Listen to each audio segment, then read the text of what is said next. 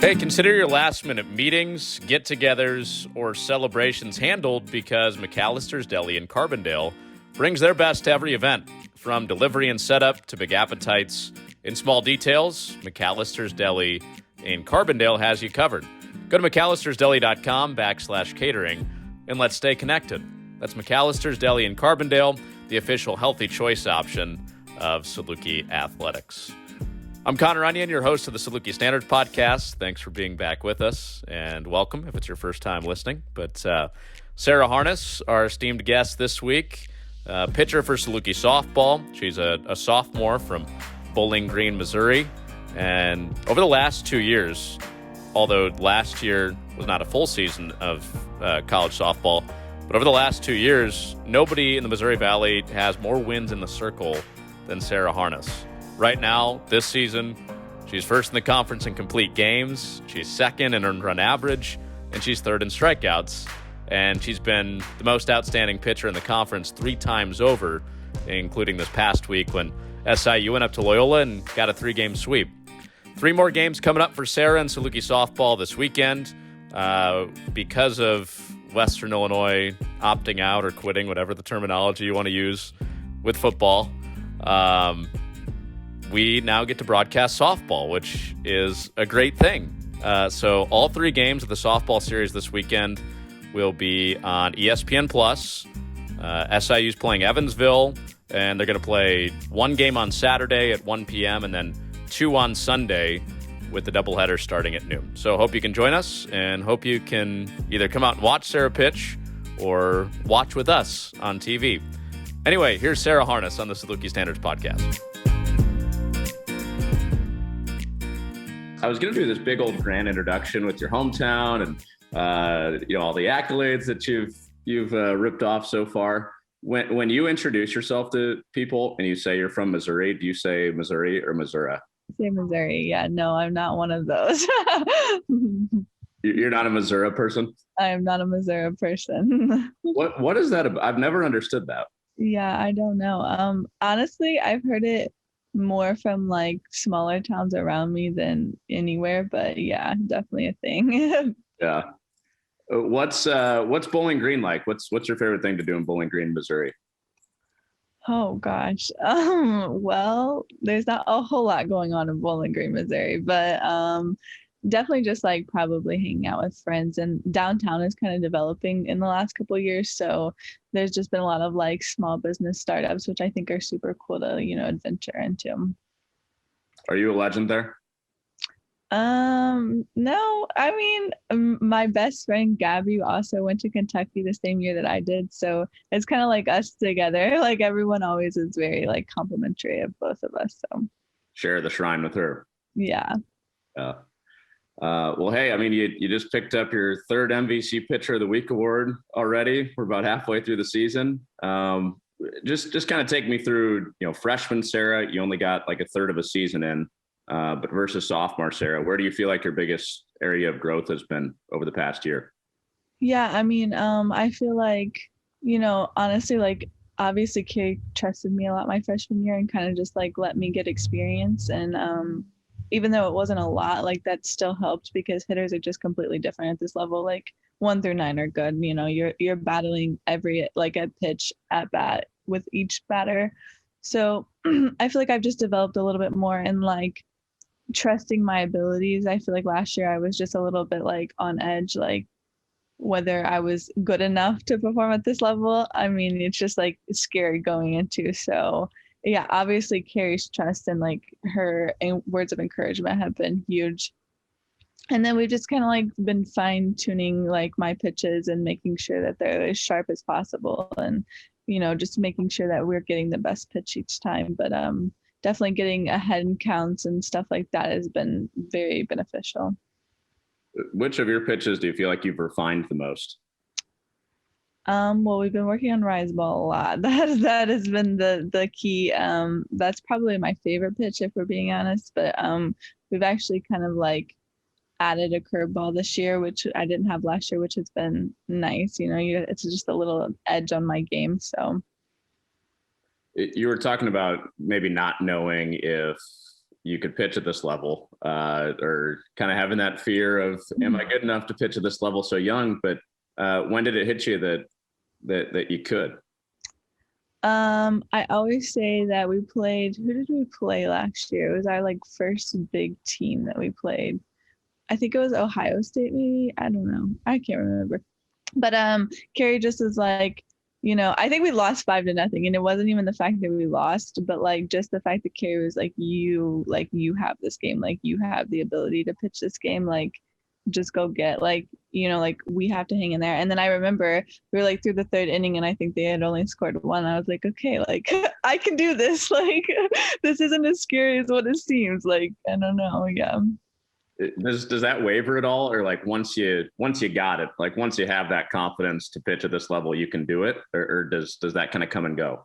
I mean, obviously, like teams beat you. I mean, there are still better teams than I, a hitting standpoint than I am. So like, I don't really look at it as losses. I kind of take them as learning experiences. Like, I honestly like battling the best hitters because like just to see the way that they take the approach towards me teaches me so much. So I mean, even if like I lose or like a home run gets hit off of me, like most of the time it's a mistake pitch, but even if it's not and they just hit a good pitch, like it doesn't really frustrate me. I just kind of like take it for what it is as a learning experience. So how often at this level would you say non-mistakes get hit or have been hit against you? Well, I think Carrie and I were talking the other day, and I think I have like 8 or so home runs hit off of me or something. And we were talking about it because one of my pitches is like we're kind of working on it. It's a low rise or whatever.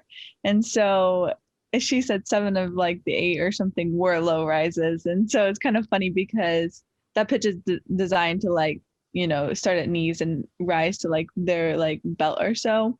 But a lot of times it gets hung. So obviously like that's an easy pitch to hit if it's spinning right down the middle, So I would say a lot of times they are mistake pitches, but sometimes, you just get good hitters. Like I think when in the beginning when we played, who did we play in the beginning? South Carolina. Who did we play? I don't know. You played a lot of teams.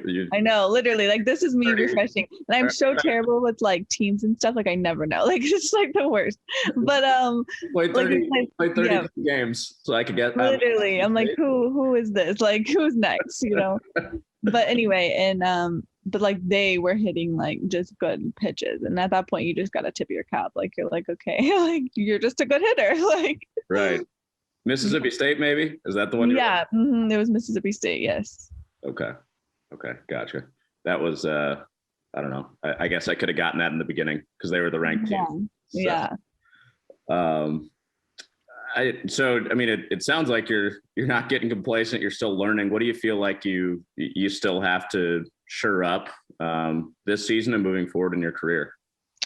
Yeah, I look at a lot of my at-bats, and I would like to get a little bit better, just like closing the door at 0-2. Like I think that one thing about me is that I kind of like, we're kind of still looking for that. Like I have a lot of strikeouts, but like that complete strikeout pitch, So like that's definitely where I'm at right now. Like I just want to be able to shut the door on them when I get them 0-2, 1-2. Is there a rush when you make somebody look foolish? It's so funny. Everyone always asks that. It's honestly, I just like, it kind of makes me giggle. That's why I always walk to the back of the mound when people are saying stuff. So that I like that, but like I'm pretty like calm and complacent on the mound. So like I usually try not to show too much emotion, but it's kind of funny like when people going to go crazy. I like that, but So you're hiding a smirk a little bit. Yeah. Nice. Oh, that's awesome. I told you I would ask you a couple questions about Caitlin. I don't know if she's going to chime in the back, but yeah, she has not walked in yet. But okay, how would you describe your relationship with your catcher, Caitlin Massa? Well, saying that we're roommates, we're overly close. I mean, we were friends last year, but she's just like a down-to-heart person, and it's kind of funny because she can be really truthful with me. Like the other day, she was telling me, she's like, Sarah, I think your velocity has gone down. You need to step it up. It was so funny because Carrie, radared me yesterday, and she was like, Caitlin, shut up. Like, it's not going down. Calm down. She's like, okay, never mind. But yeah, like we just have a good relationship. So like when she comes to the mound to like with a conference or something, she can just be like, come on, like get it together. Like you're better than this. So I like that. I like truth. I don't like being fluffed. So like it's nice having her as my catcher. What gave her that lane to do that? Because it sounded like pretty early on last year, right when you got here, she was able to give you some of that feedback. I mean, I think she's just a very blunt person in general, but like, I think because she's just so like easy to get along with, that's why we're friends. Oh, there she is right there. Caitlin, we're talking about you. Hi. Hi. All right, I'm gonna go back outside. Should go back outside. No, she's going downstairs, I think maybe. No, you can stay up here. I don't care. Could make it a pitcher catcher interview. Yeah, literally. So what were we talking about? She walked in, I think, mid-answer. I don't know. Oh, relationship, how we got so close. Yeah. She's just easy to get along with. So like we just hit it off off the get-go, and we've just kind of been friends ever since. Did you guys get the radar gun out to prove whether or not your velocity went up or down? Yeah, we just got it out yesterday. So what's the truth? Did it go up or down? It stayed the same. We're not getting worse, or we're not getting better. So okay. Maybe your hand just stopped hurting after yeah, used to your velocity. Hopefully. When you guys do inter squad, you face your own team. Who's the hardest hitter in your own lineup to get out? Yeah, probably definitely Jenny Jansen. She is a tough out. I battle her a lot. It's so funny my freshman year because I literally could not figure out how to get any of them, like the best hitters, like probably like the Maddies, the Kates, the Jennies out, like I was really working hard too. But this year it's a little bit easier, but still tough. Like I think I shut Kate out this year and she was so mad.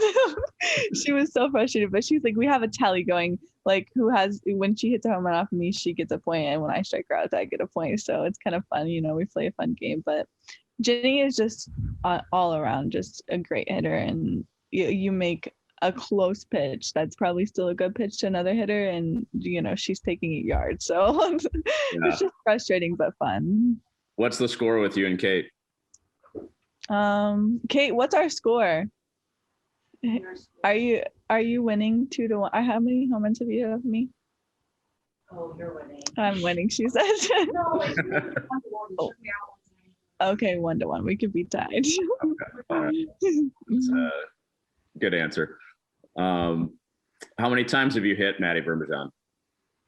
I have never hit Maddie Bermajan, surprisingly. Wow. I know. Craziness. With her record holding hit by pitch stats, I thought there would have been at least one. Yeah, no, I have never hit her, thankfully. I would probably be upset. Yeah, that's an accomplishment. Mm-hmm. What about on games where you're not pitching? How do you keep yourself occupied in between games? Because sometimes you have to come back out, but Yeah. I mean, obviously, like I just do my warm-up routine, but this year we have such a fun and like lively dugout. It's kind of easy to stay interacted with the game, like as someone's always hackling someone else. So it's pretty easy to stay engaged in the game. Yeah, for sure. What were your first impressions of Coach Blaylock? First impressions. I don't know. She was just very like genuine, very like down to earth person. She was super easy to get along with and very easy to talk to. So like I liked all of those factors. And I also liked that she was so like involving with my parents. Like my parents are a huge part of my life and my softball career. So obviously like I want them to still continue to be that at the next level. And she was just very open and very truthful about like what was going to happen. Do you remember when she saw you for the first time? I do. I don't remember where I was, but I do remember like seeing her, and I think she watched, I don't know, I was coming back from back surgery, and it honestly wasn't one of my best games. It wasn't terrible, but it just wasn't like I felt like personally it wasn't one of my best games. And I remember my coach coming up after me and was like, yeah, no, she wants to offer you. And I was like, what? What? Huh? I mean, I was just saying, I was just like, oh, she wants to offer me. Like, that's crazy. But Especially after a game where you didn't feel like you're at your best. I'm sure yeah, that's surprising. which I had a lot of those after back surgery. But yeah, I was definitely just putting my foot in the water. So how long after that did you commit? I think I came for a visit. That was probably in like June or July because I was thinking like summer ball-ish. And then I came for a visit like in August or September. And I think I committed like the weekend after I came for my visit. So you're pretty sold after you came. Yeah, I was pretty sold when I got here. I mean, I kind of fell in love with campus and just Coach Blaylock. And I knew that like I would feel at home here and the girls were all like genuine. So Hey, Bud Light has created a seltzer that's so satisfying, it's going to have your taste buds going absolutely wild. Bud Light Seltzer is the official seltzer of Saluki Athletics. How much recruiting attention did you have outside of Southern? Was it pretty competitive to try to land Sarah Harness? I would say it was more competitive before back surgery. I was getting big looks from big schools, but after like the back surgery portion, and I decided like I was actually going to go through with it. That was just like a scary risk for them. Like, there's no saying that I was ever going to come back to as what I was before. So, I think like probably my freshman year and was really competitive, but then as I had back surgery, kind of like it was. I mean, like I still had offers, but just not as crazy as it was like my freshman year. So there were some people that backed off of you. Yeah, for sure. Yeah. How concerned were you that all of your opportunities might have gone away? Yeah, that was a big risk. That was the determining point. I had made other plans, like it was never going to stop me from going to college. Like I was arranging like what I would do if I couldn't ever compete at that level again. So obviously it wasn't like end all be all, but like obviously it was a little upsetting. Obviously you're down and out with surgery, and then you're thinking like, what if I could never play again? What was your backup plan? I was still going to do pre-med. I was actually thinking about maybe even like joining the military or something. I was like, there's so many opportunities to like not pay for your college. Like why would you pay for, to go to school? Like it's gonna put you so far in debt. And especially for me, like I have so many years of school to go. So I was just thinking of all the possible ways that I could get my education paid for. How do you think you would have held up in the military?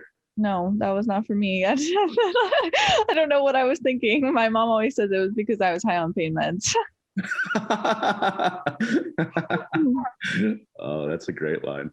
Well, you've made reference to back surgery a couple of times. For listeners that don't know, you have scoliosis, rod in your back.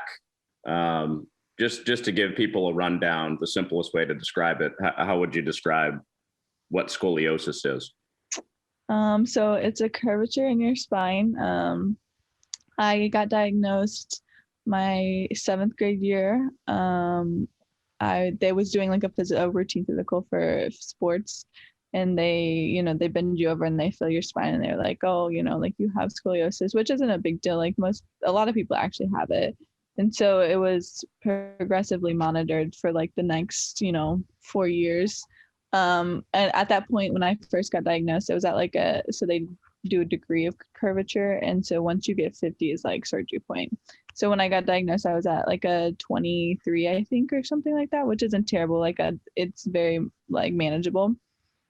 And then they were watching it, and I got fitted for a brace, which, I never wore. That was not, it doesn't really, I mean, it would prevent a couple degrees of curvature, but it wasn't going to do a whole lot. And I was just not about the life. So I kind of just veered away from that. And then I think my freshman year I had increased to like 50 something.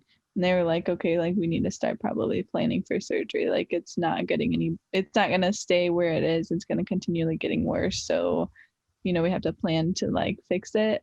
And then my freshman year, when they wanted to do it, we were actually like, it was like so if we would have won to go to state, like I wouldn't have been able to play my state game. So I was like, no, I don't want to do that. Like, so then I held off till my sophomore year. And yeah, I had surgery, and we went from there. What kind of pain was there before the surgery? I really didn't have a ton of pain. Like it wasn't like my spine wasn't overly painful. The only thing that would ever like give me pain was like, say we played like 5 games in a weekend for like summer ball or something. Like my muscles where like it was pulling would always like kind of ache and pain were a little bit painful, but nothing like crazy. Mm-hmm. Looking back now, how was life different before you got the surgery? I was a little bit more mobile. I'm a little less mobile now, but it honestly, other than the recovery, it didn't really change anything too much about me. Like I'm pretty much the same as what I was. I still get to pretty much do whatever I want. There's just like, certain things that they restrict you from, which is like football and like horseback riding and like weird things like that. But like over contact, like you can't do them. Was there a thought of playing football? Yeah, maybe, no, I'm not kidding. There was no thought of playing football. or riding a horse? Yeah, no, neither of those. Okay. No jockey in your future. Got it. So you get the surgery your sophomore year. Now, how much time do you miss from softball? In total, I think I was out 6 months.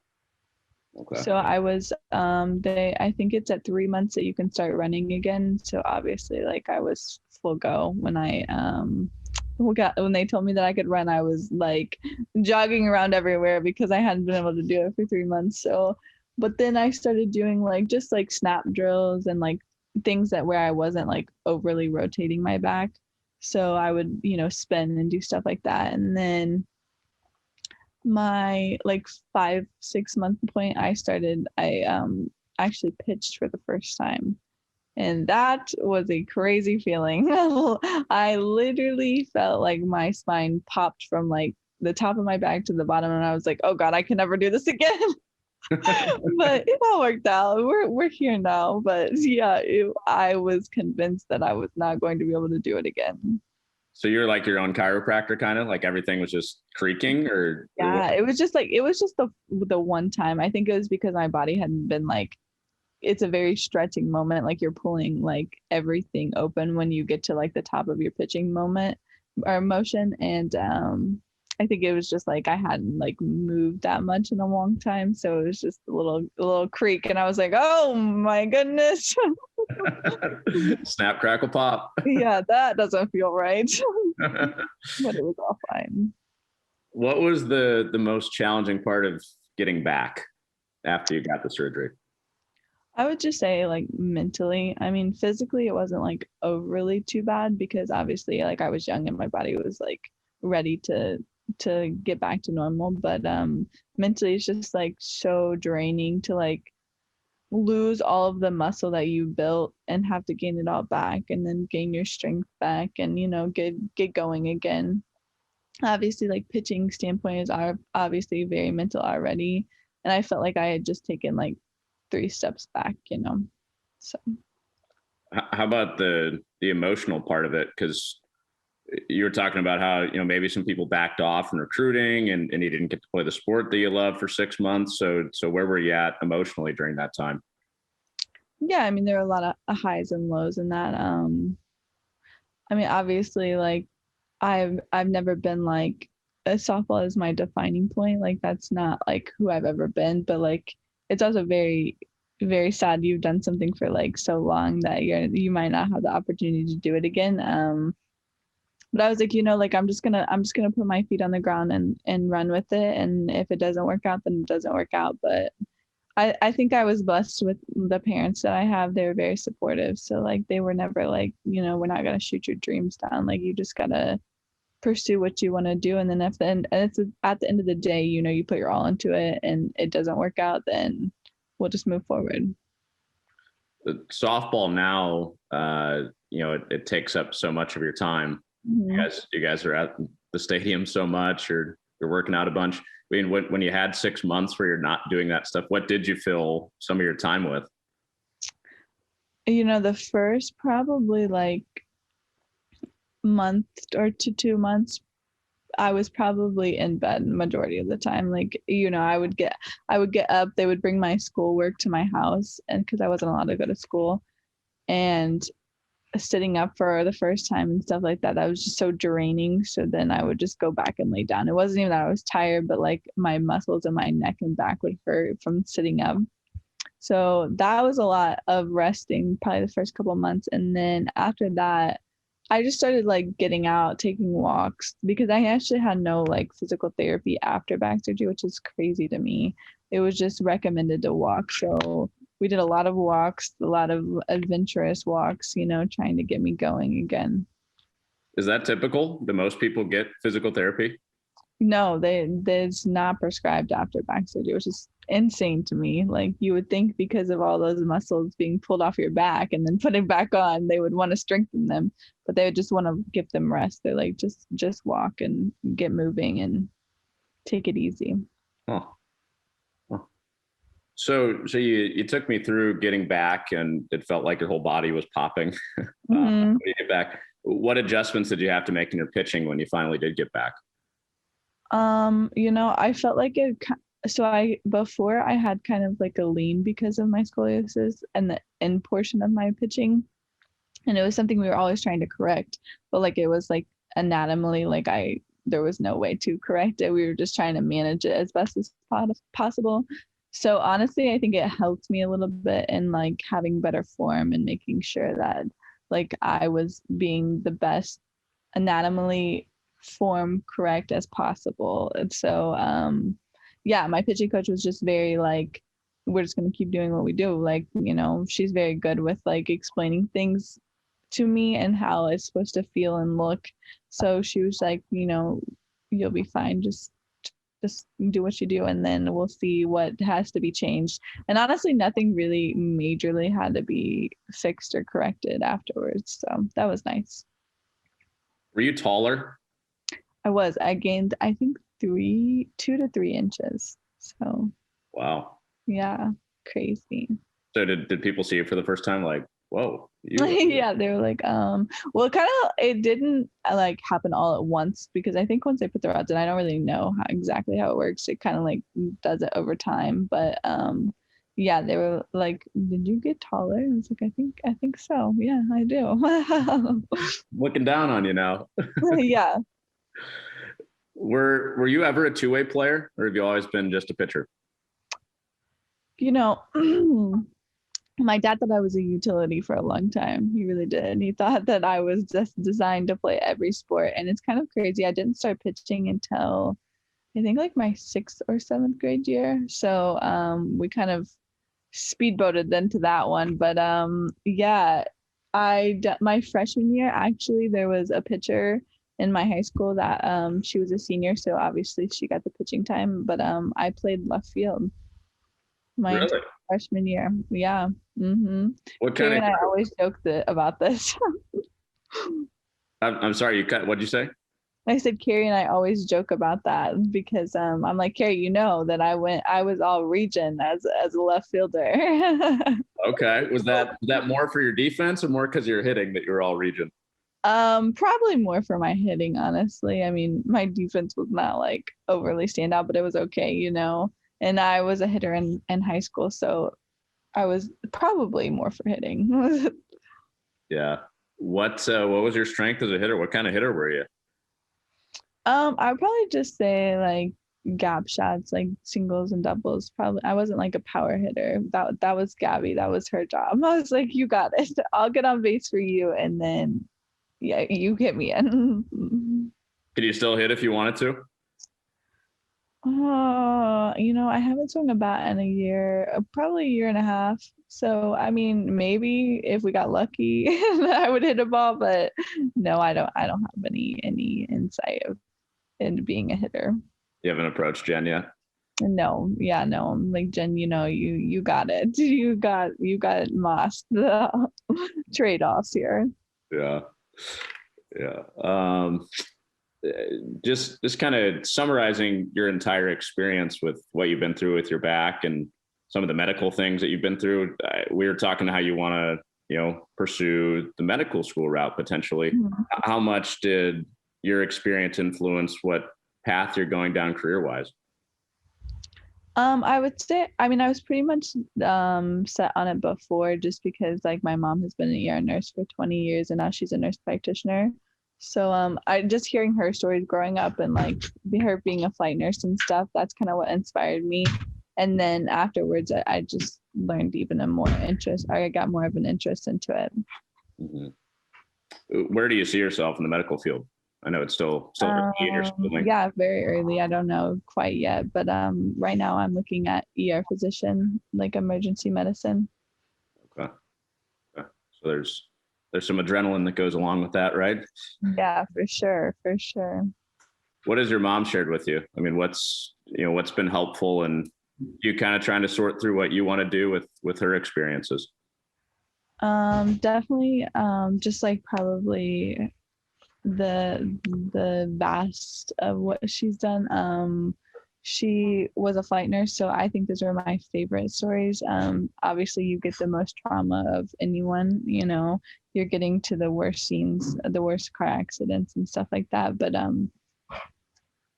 she's just very like persistent on like my schooling. She's always asking me like, am I keeping up, and like, am I doing well in school and stuff like that. So she's just definitely like a motivator and a pusher.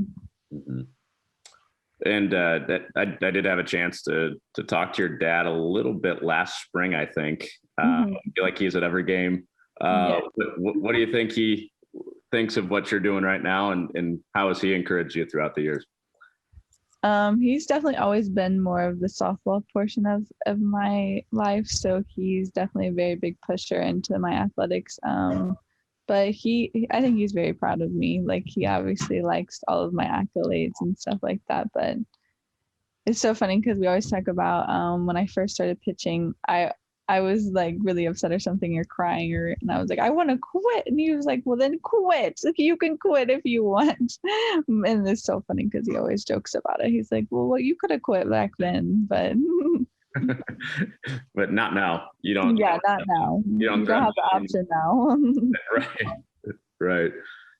So how much feedback does he give you in your starts now? He kind of leaves that up to Carrie. He kind of just encourages, or tells me that you could have done better there, but he kind of trusts me to know what I'm doing wrong. He'll make small comments, but nothing crazy anymore. He kind of leaves that up to Carrie. Yeah, trust the pros now. Yeah, I hear you. Well, hey, appreciate the time. I know we're past our 30-minute mark here. Yeah. I told you. So, hey, we'll see you this weekend. Appreciate you taking the time. Yeah, thank you. And making this a 3-person interview at one point. That was fun. Thank you. Yeah, you got it. Thank you. That's Sarah Harness of Saluki Softball.